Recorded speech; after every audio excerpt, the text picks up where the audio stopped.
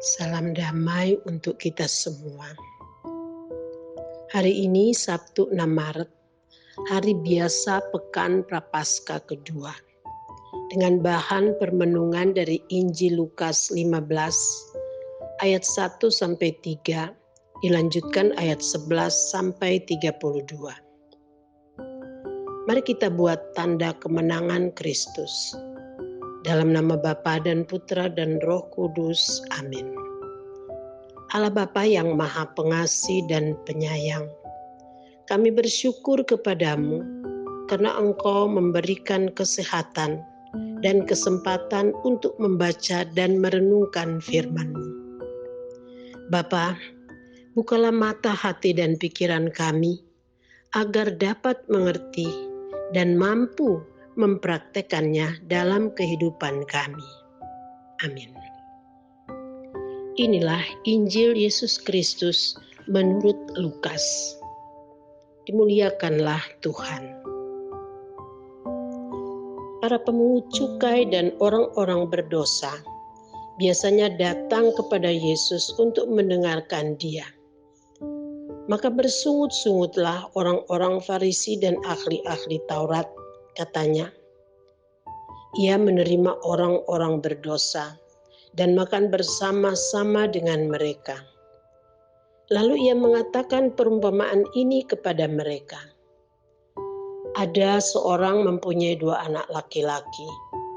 Kata yang bungsu kepada ayahnya, "Bapa, berikanlah kepadaku bagian harta milik kita yang menjadi hakku."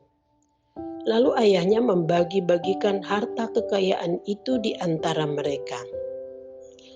Beberapa hari kemudian anak bungsu itu menjual seluruh bagiannya itu, lalu pergi ke negeri yang jauh. Di sana ia memboroskan harta miliknya itu dengan hidup berfoya-foya. Setelah dihabiskannya semuanya, timbullah bencana kelaparan di dalam negeri itu, dan ia pun mulai melarat.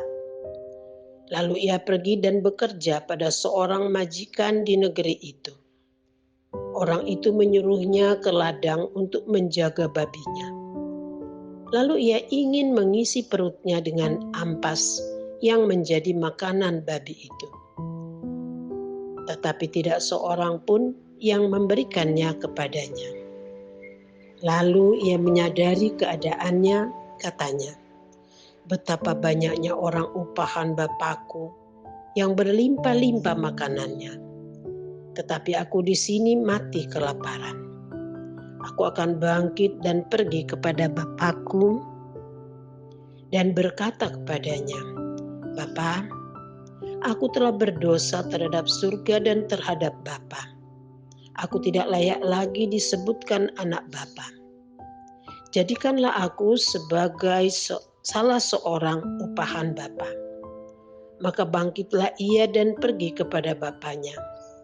Ketika ia masih jauh, ayahnya telah melihatnya, lalu tergeraklah hatinya oleh belas kasihan. Ayahnya itu berlari mendapatkan dia, lalu merangkul dan mencium dia. Kata anak itu kepadanya, "Bapa, aku telah berdosa terhadap surga dan terhadap Bapa. Aku tidak layak lagi disebutkan anak Bapa." Tetapi ayah itu berkata kepada hamba-hambanya, "Lekaslah, bawa kemari jubah yang terbaik, pakaikanlah itu kepadanya, dan kenakanlah cincin pada jarinya, dan sepatu pada kakinya. Dan ambillah anak lembu tambun itu, sembelihlah dia, dan marilah kita makan dan bersuka cita. Sebab anak ini telah mati dan menjadi hidup kembali. Ia telah hilang dan didapat kembali." Maka mulailah mereka bersukaria. Tetapi anaknya yang sulung berada di ladang, dan ketika ia pulang dan dekat ke rumah, ia mendengar bunyi seruling dan nyanyian tari-tarian. Lalu ia memanggil salah seorang hamba dan bertanya kepadanya, "Apa arti semuanya itu?" Jawab hamba itu, adikmu telah kembali dan ayahmu telah menyembelih anak lembu tambun karena ia mendapatnya kembali dengan sehat. Maka marahlah anak sulung itu dan ia tidak mau masuk. Lalu ayahnya keluar dan berbicara dengan dia. Tetapi ia menjawab ayahnya, katanya, telah bertahun-tahun aku melayani Bapa dan belum pernah aku melanggar perintahnya Bapa. Tetapi kepadaku belum pernah Bapa memberikan seekor anak kambing untuk bersuka cita dengan sahabat-sahabatku. Tetapi baru saja datang anak bapa yang telah memboroskan harta kekayaan bapa bersama-sama dengan pelacur-pelacur. Maka bapa menyembelih anak lembu tambun itu untuk dia. Kata ayahnya kepadanya, anakku, engkau selalu bersama-sama dengan aku, dan segala kepunyaanku adalah kepunyaanmu. Kita patut bersuka cita dan bergembira, karena adikmu telah mati dan menjadi hidup kembali. Ia telah hilang dan didapat kembali. Demikianlah Injil Tuhan. Terpujilah Kristus. Saudara-saudari terkasih, Prapaskah adalah retret agung bagi kita semua, agar dapat mempersiapkan diri menyambut Paskah dengan puasa, pantang, serta amal kasih yang merupakan wujud pertobatan. Roma 3 ayat 23 berbunyi, karena semua orang telah berbuat dosa dan telah kehilangan kemuliaan Allah, maka layaklah dan pantas jika kita sadar, bangkit, dan mengakui segala dosa-dosa kita. Tuhan Yesus memberikan perumpamaan tentang anak bungsu dan anak sulung. Anak bungsu memboroskan harta warisannya dengan berfoya-foya sampai dia mencapai titik terendah, yaitu melarat dan mau mati kelaparan. Disinilah dia sadar, dia bangkit dan kembali kepada bapaknya untuk mengakui dosa-dosanya dan bertobat. Katanya, Bapa, aku telah berdosa terhadap surga dan terhadap Bapa. Bapaknya yang penuh kasih memeluk, mencium, dan memberi jubah yang terbaik, cincin, sepatu, serta menyembelih anak lembu tambun, lalu makan bersama, karena anaknya yang telah mati menjadi hidup kembali. Sedangkan si sulung yang tenang-tenang aja bersama ayahnya, melihat perlakuan ayahnya terhadap adiknya, dia marah kepada ayahnya karena iri, jadi benci. Saudara-saudari yang terkasih, sebenarnya perumpamaan ini identik dengan semua orang yang tidak pernah luput dari dosa, yaitu dosa pikiran, perkataan, perbuatan, dan kelalaian.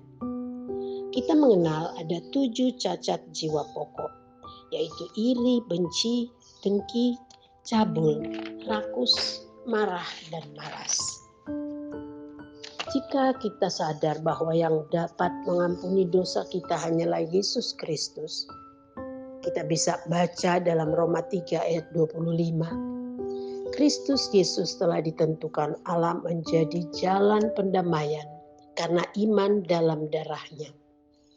Maka dengan penuh iman dan pengharapan, kita mohon pertolongan Roh Kudus agar kita dapat mencabut akar dosa pada hal-hal kecil, misalnya marah, tersinggung, sakit hati, dan lain-lain. Tanda umum dari akar dosa yaitu perasaan negatif, konflik, kata-kata kasar, dan jangan meremehkan hal-hal tersebut. Saudara-saudari yang terkasih, agar kita dapat menjalani pertobatan ini dengan baik, maka marilah kita meneladani si bungsu, yaitu sadar keadaannya, bangkit, datang menemui bapaknya, mohon ampun, barulah kita layak menerima kasih Allah, yaitu dipeluk, dicium, diberi jubah yang terbaik, diberi cincin dan sepatu, disembelihkan anak lembut hambun, makan dan bersukacita karena kita yang sudah mati dalam dosa menjadi hidup kembali. Dengan demikian, kita sudah diperdamaikan dengan Allah karena iman. Iman tanpa perbuatan adalah mati. Saudara-saudari yang terkasih, marilah kita dengan penuh iman melaksanakan retret agung di masa Prapaskah ini dalam wujud pertobatan, agar hidup kita semakin menyenangkan Tuhan melalui semua orang yang berjumpa dengan kita. Tuhan Yesus memberkati. Amin. Kemuliaan kepada Bapa dan Putra dan Roh Kudus, seperti pada permulaan, sekarang, selalu, dan sepanjang segala abad. Amin. Demi nama Bapa dan Putra dan Roh Kudus.